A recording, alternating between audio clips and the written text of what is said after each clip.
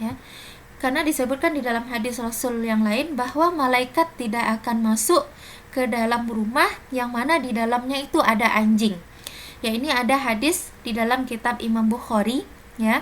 Hadatsana Ibnu Muqatil akhbarona Abdullah akhbarona Ma'mar an Zuhair an Ubaidillah bin Abdullah annahu sami'a Ibnu Abbas radhiyallahu anhuma yaqulu Sami'tu Abu Talha yaqulu Sami'tu Rasul sallallahu alaihi wasallam yaqulu. Jadi saya pernah mendengar Rasulullah sallallahu alaihi wasallam bersabda, kata Abu Talha, la tadkhulul malaikah baitan fihi kalbun wala surah tamasil.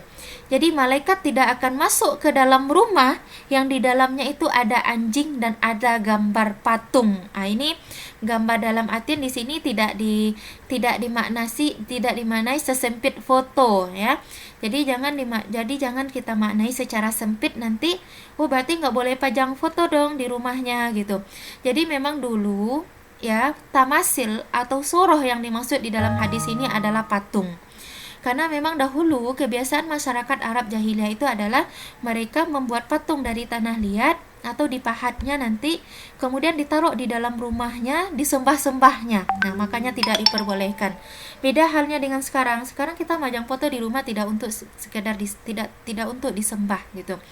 Kemudian juga foto itu juga tidak dilukis. Dalam arti sini bukan hasil lukisan, tapi dia sudah melalui proses, yaitu melalui fotografer, melalui alat, melalui aplikasi. Nah, itu.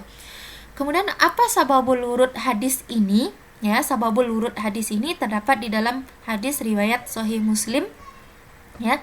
Hadatsani Suwaid bin Sa'id, hadatsana Abdul Al-Aziz bin Abi Hazim an abihi an Abi Salama bin Abdurrahman an Aisyah, dari Aisyah bahwasannya dia pernah berkata, wa ada Rasulullah sallallahu alaihi wasallam Jibril alaihi salam. Jadi Rasulullah pernah memiliki janji dengan malaikat Jibril, ya. Waktu itu Rasulullah sudah membuat janji dengan malaikat Jibril, ya, pada waktu yang telah ditentukan. Nah, itu ya, Faja'at tilkas sa'ah. Lalu ketika waktu yang telah ditentukan itu, ya, walam ya'tihi, tetapi malaikat Jibril masih juga belum datang. Jadi Rasulullah itu berpikir, ini kok malaikat Jibril kenapa datangnya tidak tepat waktu gitu. Biasanya dia datangnya sesuai dengan waktu yang telah ditentukan, waktu yang telah dijanjikan. Ini Rasulullah sudah lama menunggu, tapi malaikat Jibril masih juga belum datang. Nah, itu kemudian fa'alqaha min walam ya'tihi wa fi yadihi ason. Kemudian waktu itu di tangan Rasulullah itu ada sebuah tongkat, ya. Fa'alqaha, ya. Fa'alqaha min yadihi. Lalu Rasulullah memukulkan tongkatnya itu. Dalam arti di sini maka diletakkanlah tongkat itu oleh Rasulullah sampai berkata, ya, Allahu ma waqala ma yukhlifallahu wa'dah wala rasuluhu. Nah, itu sungguh Allah dan Rasul tidak menyalahi janjinya. Summa iltafat fa'idha jirwu kalbin tahta saririhi. Waktu itu Rasulullah tanpa sengaja menoleh, ya, tiba-tiba beliau melihat ada anjing di bawah tempat tidurnya. Seekor anak anjing kecil berada di bawah tempat tidurnya. Kemudian Rasulullah berkata, ya Aisyah, mata dakhala hadzal kalb. Wahai Aisyah, kapan anjing ini masuk ke dalam rumah ini? Kata Rasulullah. Atau kapan anjing ini masuk ke tempat ini? Kata Rasul. Faqalat wallahi ma daraitu fa amara bihi fa ukhrija fa jaa Jibril. Lalu, ya,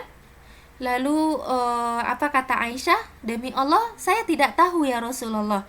Kemudian Rasulullah menyuruh Aisyah untuk mengeluarkan anak anjing tersebut, ya. Lalu Aisyah mengeluarkannya, maka datanglah malaikat Jibril. Lalu faqala Rasul sallallahu alaihi wasallam, lalu Rasulullah berkata, wa'attani fajalastu laka. Lalu apa kata Rasulullah? Anda berjanji, wahai malaikat, engkau berjanji akan datang pada waktu yang telah ditentukan, dan saya telah menunggu-nunggu, tetapi kamu masih juga tidak kunjung datang, kata Rasul. Kemudian apa kata malaikat Jibril di sini? Faqala mana anil kalbul ladzi kana fi baitik inna la nadkhulu baitan fihi kalbun wala surah. Nah, ini gambar, ini sababul urut hadisnya. Jadi apa kata malaikat Jibril? Ya, aku terhalang oleh anjing yang ada di dalam rumahmu, wahai Rasulullah.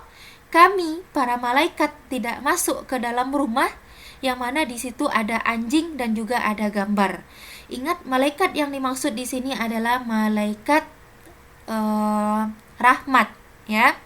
Malaikat rahmat, kemudian malaikat pemberi ampunan, ya. Tapi malaikat pencabut nyawa itu tetap masuk ke dalam rumah. Jadi al-malaikah yang disebutkan di dalam hadis ini adalah malaikat pemberi rahmat, malaikat pemberi ampunan.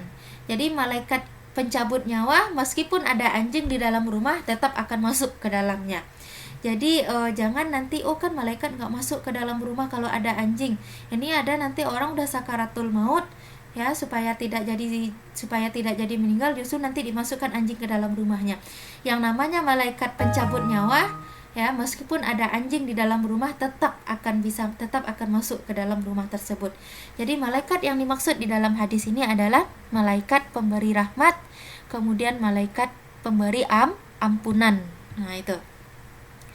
Kemudian jadi memang kesimpulannya di sini memelihara anjing hanya untuk kesenangan semata. Seperti sekarang ini kan ada anjing anjing hias, ya.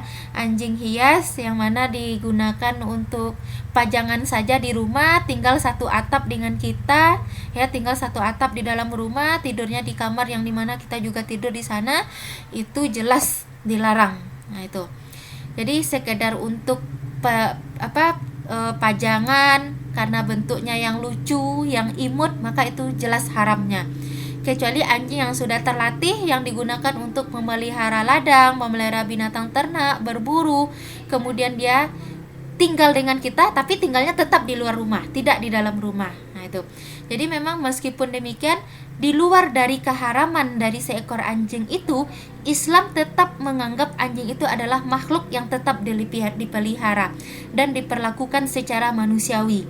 Karena terdapat hadis seperti yang disebutkan di dalam hadis yang lain, ya, intinya di sini meskipun anjing itu binatang yang diharamkan, tapi kita tetap memperlakukannya secara manusiawi. Ya, seperti dalam hadis yang lain disebutkan Rasul bahwa ada seorang perempuan yang mana dirinya itu penuh dengan kemaksiatan, gitu ya. Atau intinya di sini menjual harga diri yang penuh dengan kemaksiatan. Kemudian di tengah perjalanan dia menemukan anjing yang sedang menjulurkan lidahnya karena kehausan, gitu. Kemudian dia membuka sepatunya, kemudian mengambil air minum dengan sepatunya itu, kemudian diberikannya ke anjing itu. Nah, itu. Jadi di sini dengan perilakunya terhadap anjing tersebut, justru itu pahala yang mengantarkannya ke surga. Jadi meskipun anjing itu adalah binatang yang diharamkan, tapi perlakuan kita yang baik terhadap dia tetap dinilai sebagai pahala di sisi Allah. Membasahkan kerongkongan yang sedang kehausan itu kan dinilai pahala di sisi Allah, meskipun itu adalah membasahkan kerongkongan anjing sekalipun. Makanya di dalam hadis yang lain itu ada disebutkan pikul likab din rotbah ajrun, setiap kerongkongan yang basah maka akan dihitung sebagai suatu pahala, meskipun itu adalah anjing sekalipun. Nah, itu. Jadi meskipun dia binatang yang diharamkan, tapi kita tetap memperlakukannya secara manusiawi. Nah, ini perihal tentang memelihara anjing, gitu. Jadi sebenarnya memang di sini jika kita lihat ayat terkait, ayat yang khusus untuk memelihara, yang membicarakan khusus untuk memelihara anjing ini memang tidak ada, ya. Karena memang di sini hadis berfungsi sebagai bayan tasyri', menetapkan hukum yang belum ada di dalam Al-Quran. Karena memang kalau kita cari secara khusus untuk pemelihara anjing itu memang tidak ditemukan di dalam Al-Quran, gitu. adanya adalah di dalam hadis. Maka di sini hadis berfungsi sebagai bayannya adalah